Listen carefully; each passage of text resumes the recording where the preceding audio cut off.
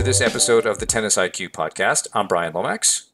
And I'm Josh Berger. And in today's episode, we're going to be talking a little bit more about routines, but actually a certain type of routine that we haven't talked as much about. And those are post-match and post-practice routines. And this is really what we're going to talk about in this conversation are some of the both physical and psychological things that can be done after a performance. So these might include certain things that you decide to build in. Maybe it's 5-10 minutes after the fact in terms of getting your body to that point of recovery and starting that recovery process, but also talking more about the reflective portion in terms of journaling, in terms of scouting, in terms of thinking about how you can use this performance, whether positive, negative, neutral, and generally, as we know, there's some positive and some negative in every time you're out there. But look to build upon and learn from each experience. So in this discussion, Brian and I will be talking about some of these different aspects, both in terms of how you can physically recover and move on to whatever comes next after a match or practice. And also think about, from a mental standpoint, what you can do to set yourself up best for the future after a performance. So, to begin, Josh, maybe one thing we should touch on is what's the benefit of doing this? So sort of the what's in it for me type of thing. Like why would I do this? And I'm sure you have some things to answer that question with. And I think there are many benefits to doing it, but perhaps they're more subtle because it's more about recovery and learning than it is about direct influence on the performance. Certainly, what we do in that recovery, that post-match or post-practice routine will have an impact on performance, but I think it feels almost more subtle because that's going to come up later. So I think that's one thing we want to help people understand is, all right, why should we do this? Personally, I do believe that the more that we pay attention to our needs after a practice or a match, it does set us up for more success going forward. Certainly, that is the case as one gets older. If we're going to be talking about stretching and foam rolling, those things tend to be way more important as you get older. But developing good habits when you're younger certainly is important. So I think if we could look at this routine as not just about recovery, which is important, but we're recovering because we want to improve physical performances, mental performances in the future. And we don't do that if we're not taking care of some of that after a match or practice. One book that I found really helpful for me in terms of how one begins to think about this is Jim Lair's The Power of Full Engagement. And he more or less turns the paradigm of time management upside down and says that you actually shouldn't be managing your time first. You should be managing your energy first, and then you essentially design your schedule around that. Design your schedule with activities that expend energy and then activities that recover energy. And I think sometimes we live in a society that is very focused on being productive, practicing all the time, staying focused all the time. And so it's a lot of energy expenditure. And I don't think we pay enough attention to the energy recovery aspect. And this is an opportunity to do that. And so I think what we're going to talk about today is what are some activities that one could put into a post-practice, post-match routine. Maybe there are some basics. There are certainly some things that one could do that are next level on that type of thing, especially on the physical side. But I think we also want to pay attention to the mental and emotional sides of this. So I think that's what's in it for people. Why you would want to do this is I think it only helps your future performances in all areas of performance. So what's your reaction to that, Josh? What would you say is some other benefits of this? Yeah, I mean, I sort of see it in two different ways. Number one, there's the learning aspect and the growing, and we've talked about how through journaling and through reflecting on our experiences, that's how you can learn from them and ultimately improve. So that's similar to what you were saying.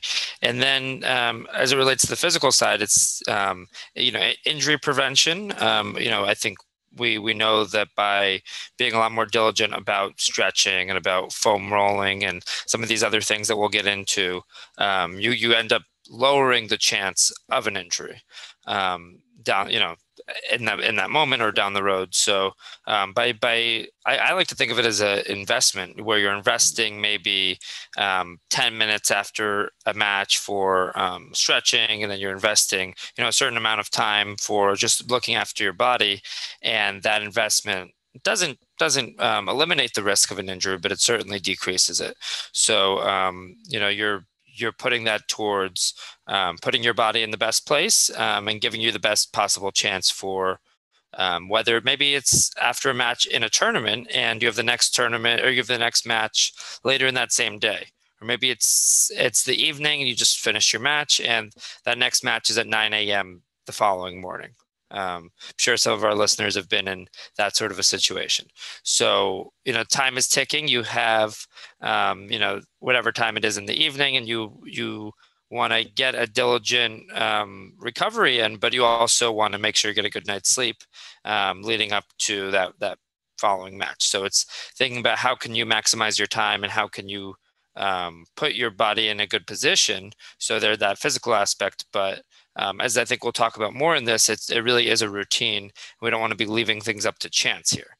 If you can prepare ahead of time and you have that planned out so that at the end of your 2.5 hour match, you're not trying to remember all the different pieces of the recovery, but this is something that you've planned for and you've prepared for, maybe written out in a checklist, then it's a lot easier to follow that when maybe you're physically and mentally exhausted at that point after the match.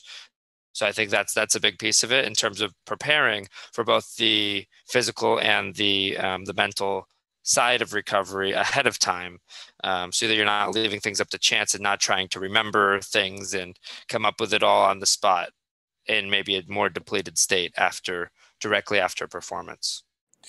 And I think our conversation is perhaps well timed because even for our adult players, if some people are probably preparing for nationals for their league teams, probably missed some of the sectional and district stuff already. But in those situations, you're going to have potentially multiple matches in a day.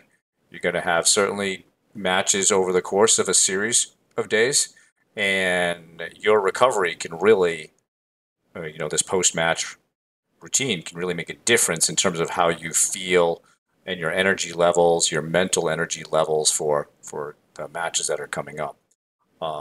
Certainly applicable to tournament players and certainly applicable to college players. Even in the fall, there will be invitationals in which players will be playing multiple matches in a day and multiple days. So, hopefully this is well timed to talk about that. So let's begin, Josh, with the basics. If you were to help a player structure a post-match routine, and let's say they really no experience with it, or they maybe sometimes they do this and sometimes they do that. You already mentioned writing some of this down, but if we were to give them sort of like some scaffolding to begin the routine, how would that look to you? Yeah, I mean, I would break it down based on time. So, thinking about that portion right after a match, and then in the couple of hours that follow that.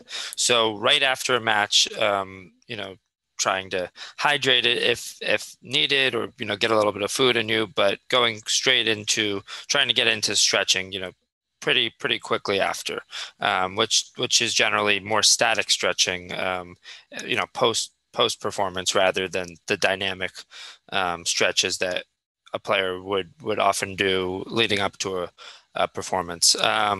So getting into some stretching, which should be really a part of our post match or post practice routine. and trying to really stretch out every part of your body. I think a good way to do that, there's a million different ways to stretch, and different routines there. But I think a good way is either starting at the top of your body or starting at the bottom of your body, and then just working your way up or down from there, just so that you don't forget any of the important pieces or important stretches there. And then from there, I mean, there's many other things that can be involved. There's foam rolling, there are ice baths potentially. There's using bands as well. Um, there's massage. There's a lot of physical aspects that can be added on, depending on maybe the needs of a player or yeah, an injury that a player might be dealing with. So that's more on the physical side. And then we touched a little bit, but definitely want to be journaling and reflecting on that experience, thinking about, and this doesn't need to be a long process, but thinking about what went well, what didn't go so well, what can be learned. Um, and maybe that doesn't take place right after the fact. Maybe that's an hour, 3 hours. I think we talked about in our journaling episode that we probably don't want to be waiting more than 24 hours on that. So we want to make sure it's still fresh in our mind. So, having some journaling aspect, and then maybe some sort of a scouting piece. I think we all know that these players that we play, there's a high likelihood that we might play the same player again. So thinking about, okay, what were some things I was trying to do strategically?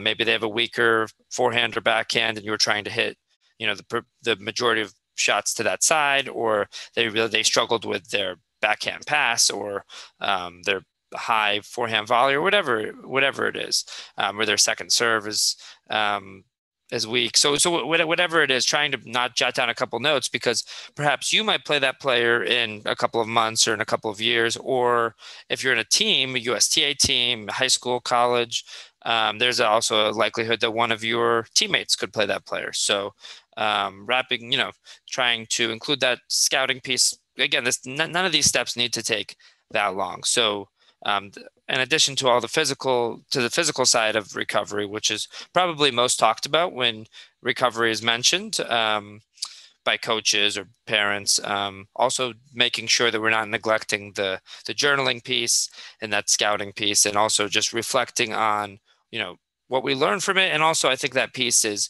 what comes next. So if we have a next match coming up, maybe journaling a little bit about our approach going into that match, or if we lost and the tournament is finished for us, thinking about more, okay, what comes next in terms of maybe that next tournament or that next week or month of practice, whatever comes next. And so that I think it's also important that athletes, are aware and thinking about that. Hey, this one match, this one tournament is not the end all be all. That doesn't end here. Even if we lose, we're driving home, we're flying home, whatever it is.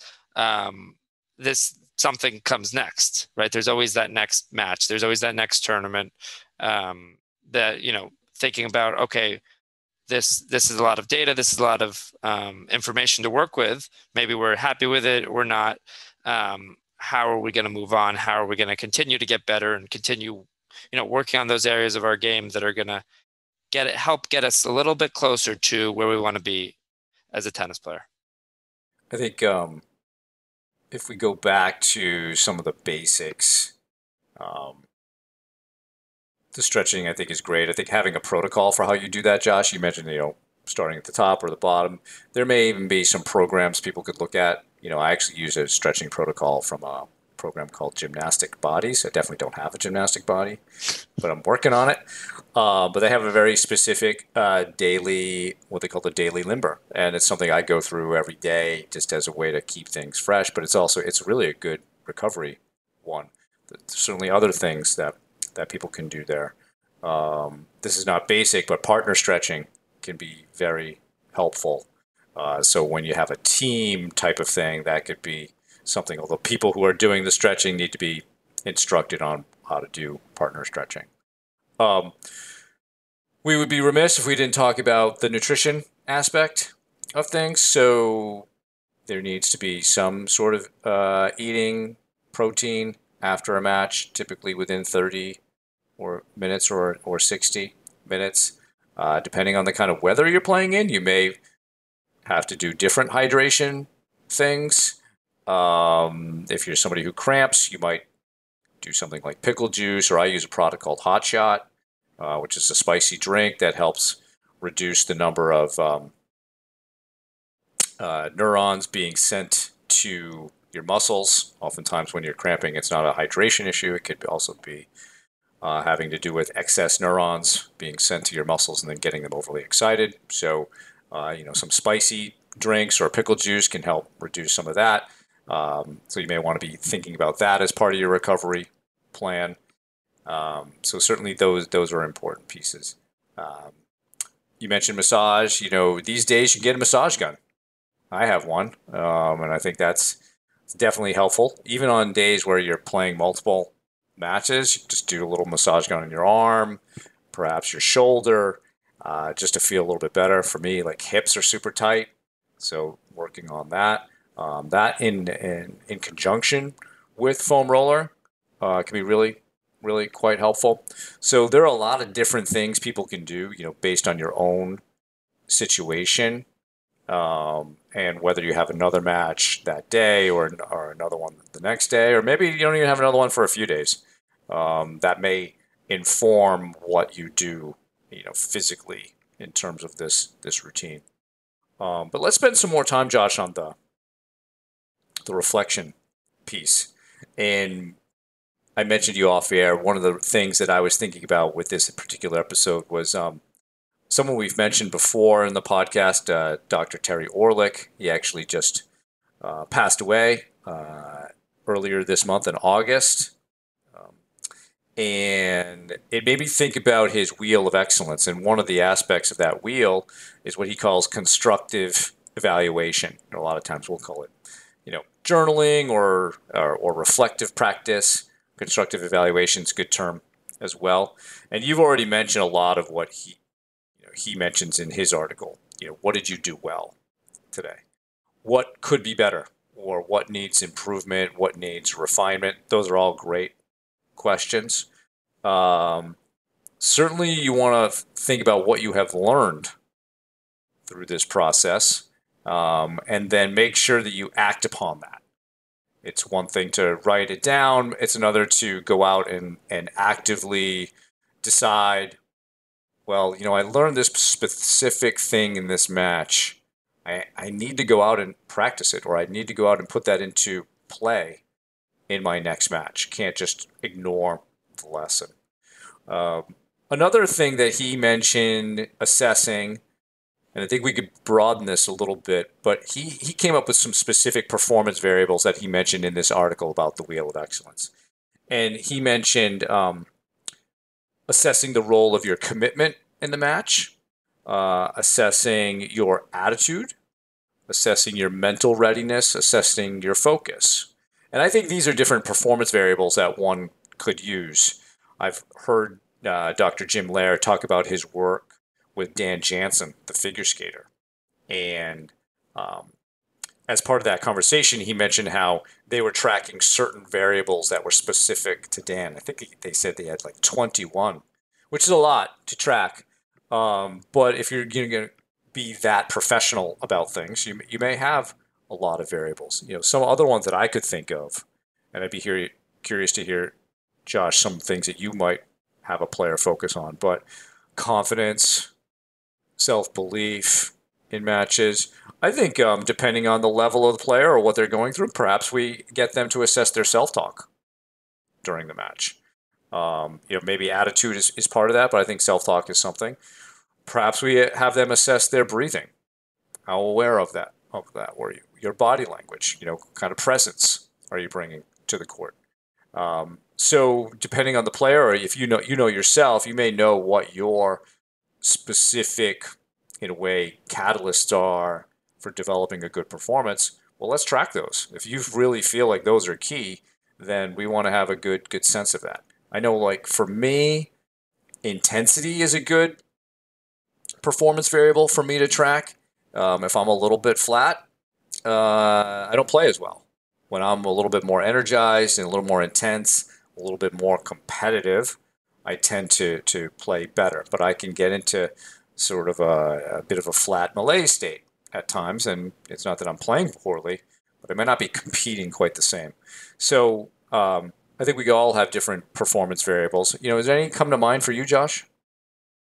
I think you brought up a lot of good ones there. Couple that from what you mentioned, I mean, I think the self-talk piece is critical in terms of charting that or journaling on that and tracking it, and also maybe watching it change over time. I think body language as well Mm. is a huge one. I think a lot of players, when they know that they're um, they know that they're going to be writing it down, or they know that it's going to be tracked, they're maybe more aware of it.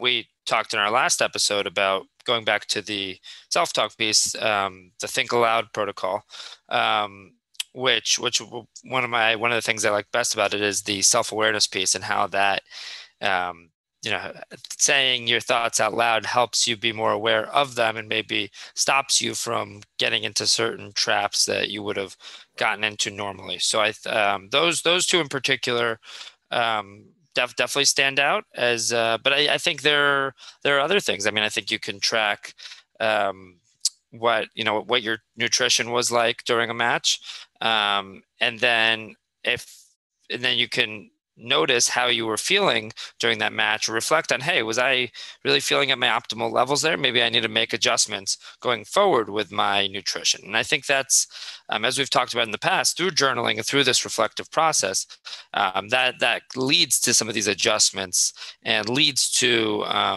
those improvements that need to be made. Because if you get off the court and you say to your coach, you say to your parent, oh, I couldn't play today, nothing was working. That's not really much data or much information to work with.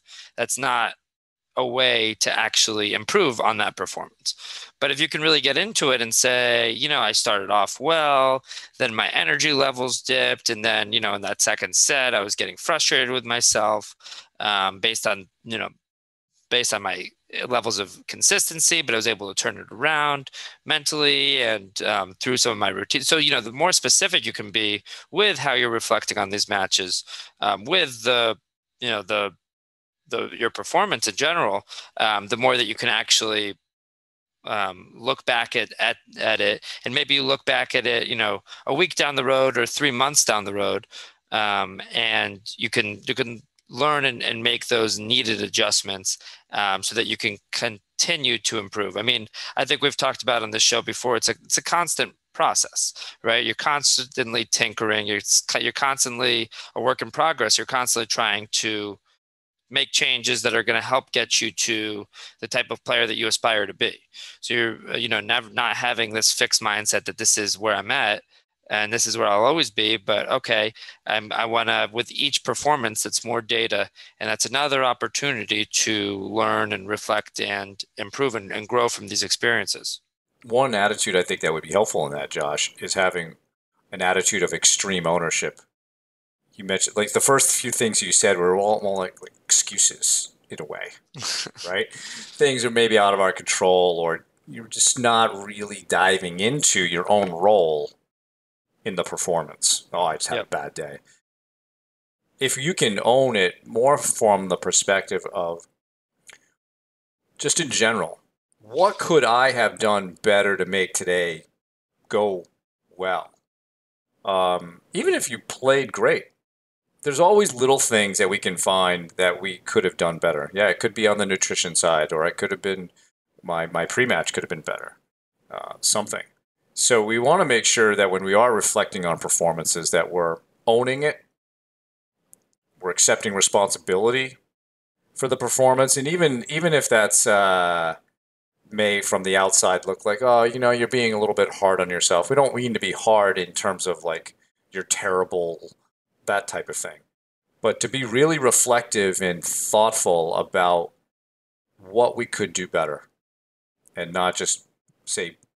I think when we say, "Oh, it was a bad day," or "just played badly," that's, to me, a statement that says I'm unwilling to examine what happened today, and I'm unwilling to examine my own role in what happened today. It's more of a conversation shutdown than it is a reflective, uh, practice or thought.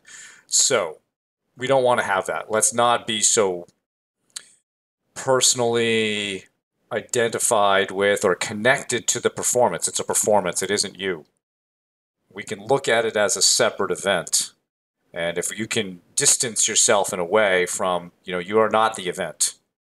You played the event, you experienced the event, but you are not the event. Um, and if we can have that distance, that can be helpful. So I think when beginning a reflective practice, it is helpful to first have the player do it and then debrief with someone. Now, not everybody listening may have that type of person to do that with, and and that's okay. At least you're doing that half of it. But I know, especially when I work with people who are just beginning this process, the level of reflection is often not that deep. So even if I haven't seen the match and somebody comes to me, maybe they may send me a picture of their journal. I can just look at it and like, okay, I have a ton of questions about this. And just through the conversation, we go deeper, we learn more through that process, and we come up with better things going forward. So I think it's important as we engage in reflective practice, if you have someone that you can share this with, and even better if they've seen the match. Really helpful to go through that. I'm curious your experience with that, Josh. Yeah, I definitely agree. The having somebody to help you with it, and also to help hold you accountable a little bit to what you're saying, because it's often not enough to just reflect on it and to say, oh, this is what I want to, this is what went well, and this is, what didn't go as well, and this is, what I learned, and maybe what I'll change. But and another part, and I think we talked about this off air, Brian, and was also from Terry Orlick's book, was this concept of do side, so not decide, but with starting with the letters DO. And what that really means is that you can decide to do something, right? You could say in your journal and reflect that I am going to make this change in my game. I'm going to, I'm going to spend the next few months really dedicated to my serve and trying to get more topspin on my kick serve and my second serve or whatever it may be. But unless you actually do it, unless you're actually taking action, then nothing's ever going to change. So I would agree that having somebody with you can help with that process of actually coming up with the journal entries and starting that process, but also the holding you accountable piece and making sure that you are actually going through with it and taking action on what you say you're going to. I think having somebody there can definitely make a huge difference when it comes to both the starting, like actually starting the journal and becoming consistent with it, but also the accountability piece. Yeah, and it could be an enjoyable process, I think, to have that type of discussion with a Yeah. coach, trusted advisor, sports psych professional, um, someone also that's really interested in your development as a player. And I don't care how old you are, we're all trying to develop and be and improve. We wouldn't be playing this sport if that weren't the case. So, I work with a lot of adults, and we do this type of thing, and they're often fantastic conversations. When people get started, I don't always give them all of those questions. I might just say, all right, here maybe are some goals that you wanted for the match. Just sort of off the top of your head, just write a few extra things about how that went and let it be a little bit more unstructured. Just tell me something you learned. Tell me something that was interesting in the match. And that just gets them to maybe free flow a little bit. And that's super easy. You're not answering a lot of questions, but now we're building the habit of doing some post-match journaling, and once I get good at that, it's like then okay, now let's consider some deeper questions, maybe more specific to get you into this. And that could be a good way for anybody to start. It's like, yeah, you don't have to go sort of the gold standard right away. I'm going to do 21 performance variables. I'm going to, do all these questions and have all these assessments and so forth. Just start off with 2 or 3 goals that you want to achieve in a match or a practice, and then write a little bit about how you did. It could be that simple, but that way, at least you're building the habit. I guess that would be sort of like a James Clear atomic habit approach, Josh, right? We're starting really tiny and small. We don't want to set people up for failure. And I think that would be true for most of this routine that we're discussing. Yes, you could be the ultimate professional, like a Leighton Hewitt, who would take a 10-minute ice bath, and maybe Novak Djokovic goes in the hyperbaric chamber. And right, there are levels of recovery. If you've ever been to some of these gyms, they have those. I forget the name. You probably know it, Josh. Those things that you put on your legs that are like almost like these like balloon type sleeves. Oh, yes. We had those at Boston College, and so the players could use We those had for those too. recovering. Yeah. Normatec. So This yes, is not there are. sponsored. This episode not sponsored by Normatec, by the way. Yes. So there are a lot of different things that one could do, but I think it's always good to start with some real basic things: stretching, the eating, hydration, the foam rolling, some basic reflective practice, and then you can begin to build from there as you are able to at least institute the time required to do this. Absolutely. No, I really like the suggestion to start small. I think with any habit, as we've talked about in the past and previous episodes, starting small and building that habit and gaining the confidence, and that you can do the habit on a daily basis, or on a every time that you're out there, and then growing from there. So maybe that habit in the beginning is something as small as just a couple minutes of static stretching after you finish, and then you build from there, and then you add different pieces. And as you're going, I do think it's good to write things down and to have a list that you can follow, that maybe includes all of these pieces that you want to incorporate. And maybe that changes or that grows over time, but at least getting started with it. And also, I mean, not not feeling like these are just things that you should do on match day, but making sure that on practice days, you're treating it like a match, in the sense of taking it as seriously as possible, taking your recovery seriously, because you probably have another practice coming up, or you have a tournament coming up, or a match, or whatever it may be. So not just waiting until some of the most important matches to do these sorts of things, because then they won't be as ingrained as if we're doing it on every time we're performing. And it's just as important to be reflecting, and to be physically recovering during on practice days as well. Yeah. So I think if we look at the importance of this routine, it's often overlooked, but I think it is an important one, and it can make a difference in your game. You may not see it right away, but over time, I think you will. And so I think this has been a good discussion about that routine. It's actually given me some more thoughts of things that I can be doing more regularly in my own tennis. So, well, thank you, Josh. That was great conversation. Thanks everyone for listening. For more on today's episode, please check out our show notes.